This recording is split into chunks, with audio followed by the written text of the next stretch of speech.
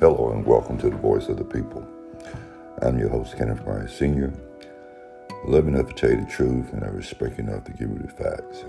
I'm also affiliated with the Parent Empowerment Group, and our mission is basically to empower parents to be supportive and loving and to advocate for their children in public education.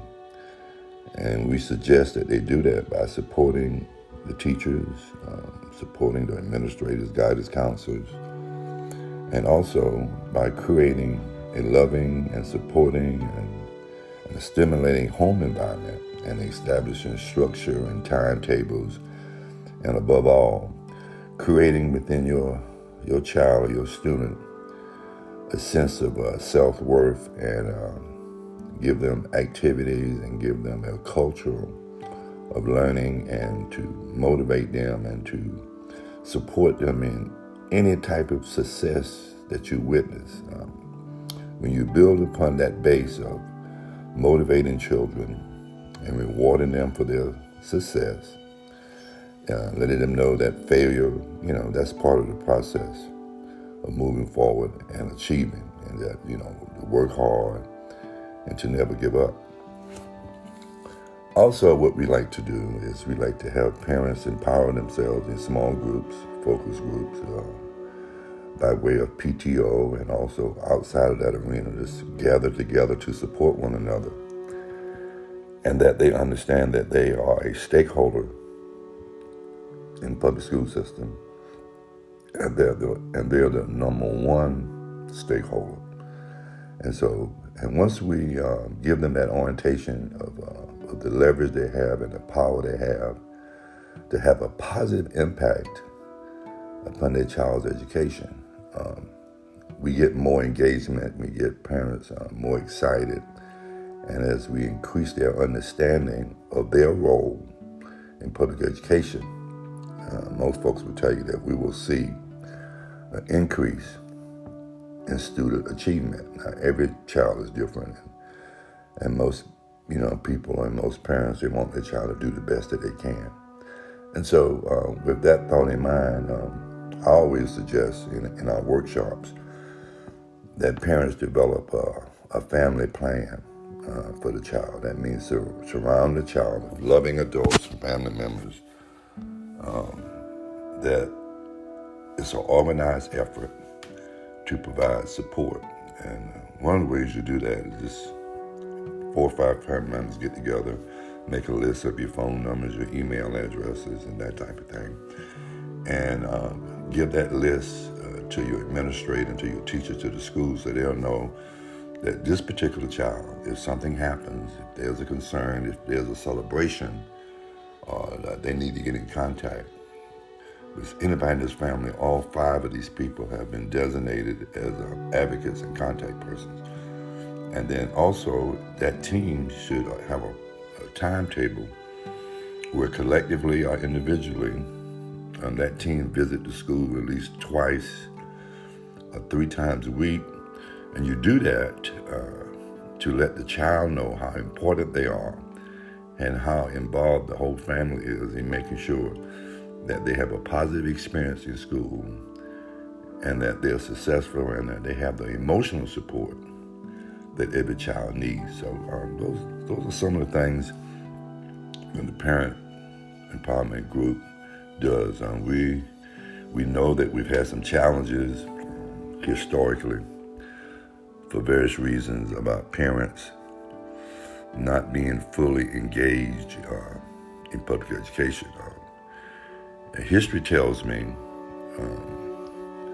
that process of not being involved started probably back in the late 60s and 70s when we had segregated schools. We had our own viable communities, and that public education was interwoven into our communities where our teachers lived next door.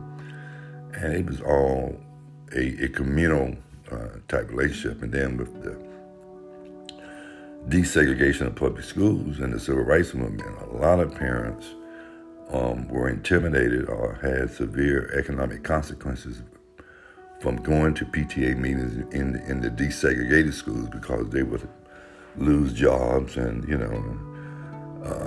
the systemic structure of that time, which lingers over today, has some serious consequences if you dare to challenge the system on any level. So we leave that alone, we move forward. But even today, it's so important that parents become involved. And the reason why you would like to be involved is that you want to go to your child's school.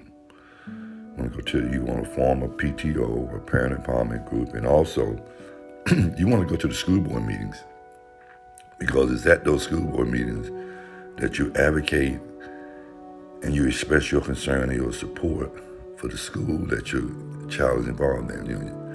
Most parent groups, when they go to the school board meeting, they're going there to support their administrator, their principal, their teacher, and to support the school where their kids being educated at.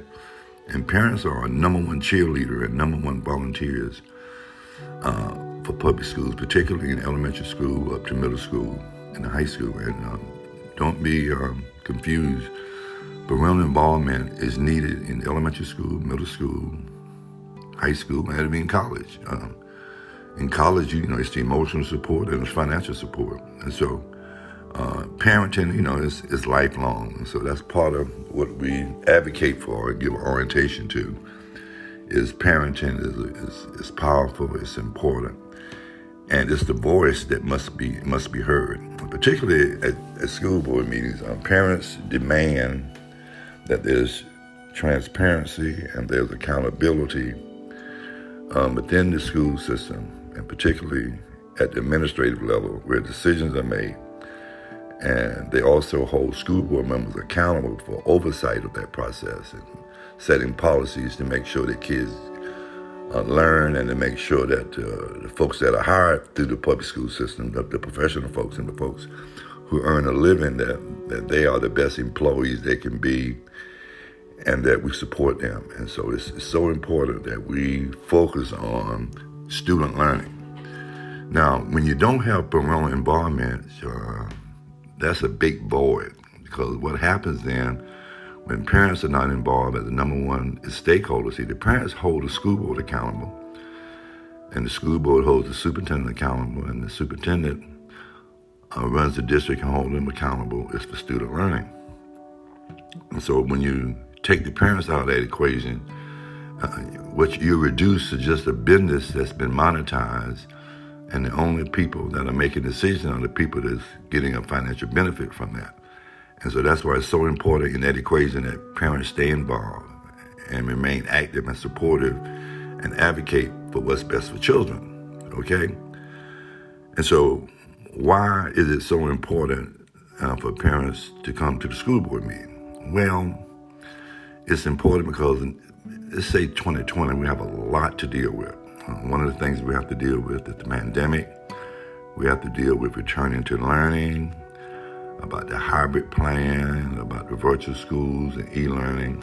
All those things are new. They're new to the school system, they're new to the parents, and new to the students. So oversight and accurate and complete information must be shared so we all can move forward, understanding where we're falling short and where we're doing good at. It's called continuous quality improvement, and it is necessary that we be truthful and honest about the challenges that we have.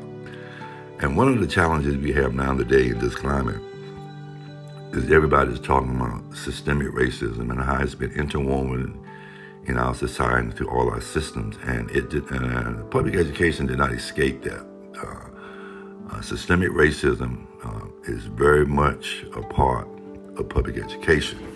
Going back to segregated schools and desegregated schools and integrated schools, and now back to segregated schools. A lot of school districts now are segregated because of our indicators, low income, housing shortages,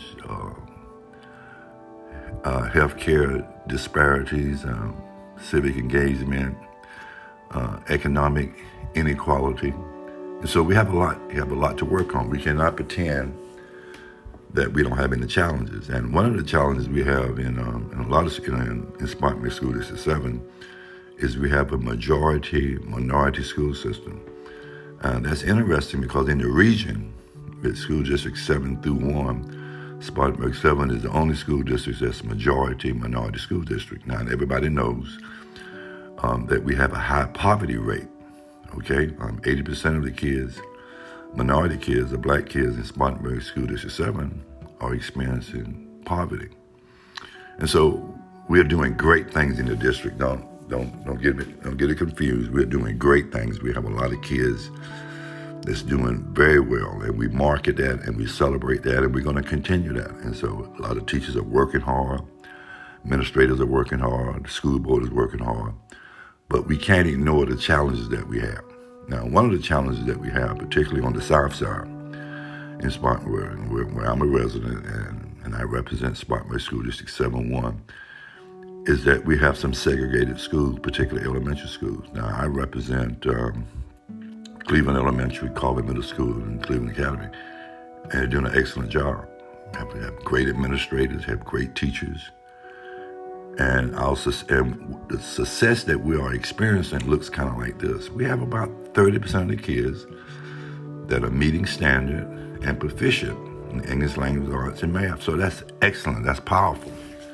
But the challenge we have 7% of the students that are not experiencing that success. And so it is, I think it is our responsibility to address that. We need a task force to address that level of success because it should be much, much more. And we must maintain high standards and expectation for all children in all zip codes. Now, everybody knows they're given the proper support, the proper interventions, and attention to our values, reflect our values in the budget. And when you look in the budget, that will tell us how we value those children. And so we have too many children that can do much better, and that we owe it to them to support them because they represent the future. They represent the next generation of taxpayers. They will buy homes, they will consume goods and services. And so they will benefit the city and the county of Spartanburg. And the Spartanburg Chamber of Commerce, they're on board with that. We have a lot of stakeholders, community persons, they're on board with that. The challenge that we have is that poverty is a powerful factor and it's a barrier. And it's a challenge, but it's not impossible to overcome. If we look around in the black community in particular, most of us, black folks in America, we have come through poverty and we have been successful in spite of poverty. So we have to be careful about shutting down and not being innovative and creative and moving forward together to help kids that need to be successful. So we cannot normalize or tolerate kids not reaching their full potential. And that's why it's so important that parents and community persons come to the school board meeting to listen to us discuss openly and honestly the challenges that we have in the district. Now, don't get me wrong, I think we're in a good position because we're excellent in so many ways that we have a foundation of success that we can feed off. We have situations in our community. We have two communities. You have a black community and you have a white community. A lot of folks in the black community are having feelings and realities that relate to police brutality, black men being shot and killed. Our Spartanburg County indicators reflect that we're living in a substandard fashion because of the high rate of poverty, average family making less than $25,000 a year. So we should be excited about the work that we have to do.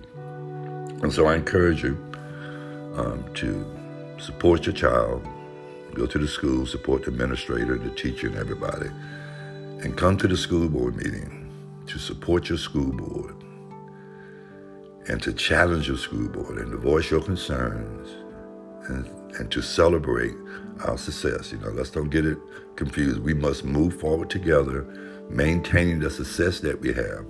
and also being bold enough and committed enough and having a value system that does not allow us to quit on children. I'm your host, Kenneth Myers Sr. I love enough to tell you the truth, respect enough to give you the fact. In case you didn't know, the next school board meeting for Spartanburg School District 7 is September the 8th at 6 p.m. at the school district headquarters office. So, come a little early, around 5:30. Make sure you bring your mask. And if you're listening and this is not your school district, go online on the website for your various school districts and find out when the next school board meeting is, because the school system will be better with your participation. And in conclusion, do not forget to get counted, Census 2020. And do not forget to get registered to vote by October the 3rd. And please exercise your right to vote on November 3, 2020. I'm your host, Kenneth Myers Sr. I love enough to tell you the truth, and I respect enough to give you the facts.